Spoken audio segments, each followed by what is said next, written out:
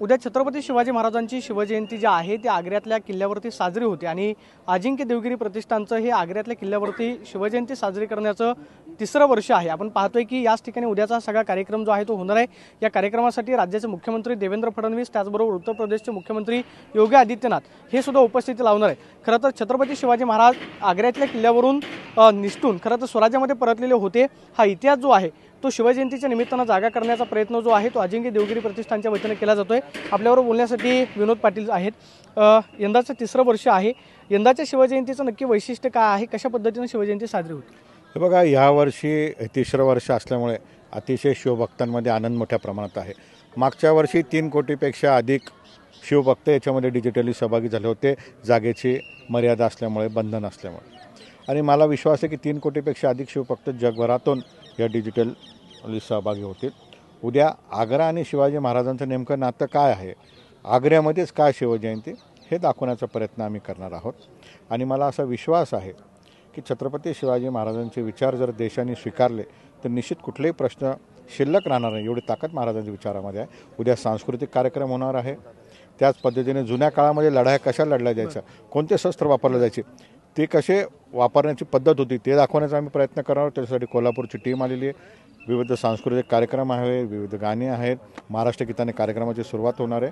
आणि मला आनंद होतो आहे की महाराष्ट्राचे मुख्यमंत्री आदरणीय देवेंद्र फडणवीस साहेब, योगी आदित्यनाथ साहेब, एकनाथ शिंदे साहेब, रावसाहेब दानवे साहेब, आशिष शेलार साहेब, परिणय फुके साहेब व अनेक मान्यवर, केंद्रीय मंत्री बघेल साहेब, सर्व मंडळी व माझे सर्व शिवभक्त याच्यात सहभागी होणार आहे। वाईट एका गोष्टीचं वाटतं की जागेची मर्यादा असल्यामुळे इथं प्रत्येकाला यायचं आहे, परंतु त्यांना डिजिटली सहभागी व्हावं लागेल। आणि एक आत्ता अलीकडेच आलेला जो चित्रपट आहे छावा, त्याचे जे कलाकार माझे मित्र आदरणीय कौशील हे पण या ठिकाणी येणार आहे, विकीजी कौशील, ते देखील सर्वांना शिवजयंतीनिमित्त सहभागी होणार आहे।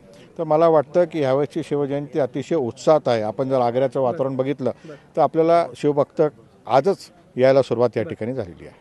सगळ्यात महत्त्वाचं म्हणजे ज्यावेळेस छत्रपती शिवाजी महाराजांना औरंगजेबाच्या दरबारामध्ये शेवटच्या रांगेमध्ये उभं केलं म्हणून तिथला त्याग करून छत्रपती शिवाजी महाराजांना कैद केलं, त्यानंतर ते औरंगजेबाच्या तावडीतून निसटून स्वराज्यामध्ये परतले।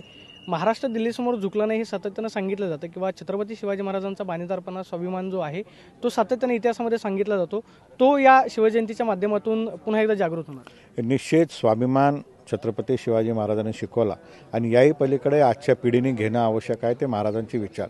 महाराजांनी काय शिकवलं, किती संकट आले तुम्ही विचार करा। त्यावेळेस बलाढ्य राजा औरंगजेब याच्या नजर कैदेत असलेले महाराज जर त्या ठिकाणी निष्ठून जातात त्यावेळेस त्यांची वैचारिक क्षमता काय होती। तर युवकांनी डिप्रेशनमध्ये न जाता महाराजांनी दिलेल्या विचाराप्रमाणे राहावं आणि मला पूर्ण विश्वास आहे की थाटामाटात जोशात ही शिवजयंती साजरी होईल।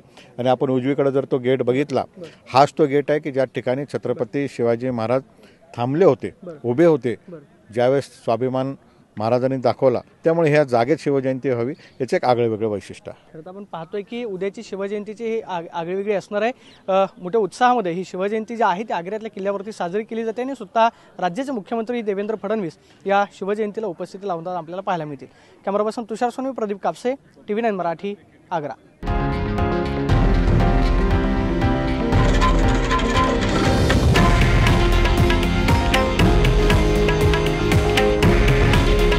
हे आहे देशातील नंबर 1 न्यूज नेटवर्क आणि आपण पाहत आहात TV9 मराठी। काळजी तुमची, हित महाराष्ट्राचं।